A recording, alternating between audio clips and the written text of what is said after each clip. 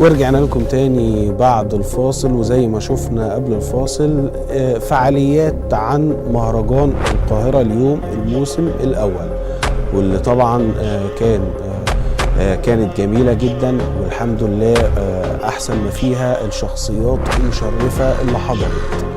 ولكن احنا طبعا بصدد او احنا بنعلن ان شاء الله ان الموسم الثاني هيكون اقوى وهيكون قريب جدا جدا، اللي هو مهرجان القاهرة اليوم الموسم الثاني، انتظرونا فيه باذن الله.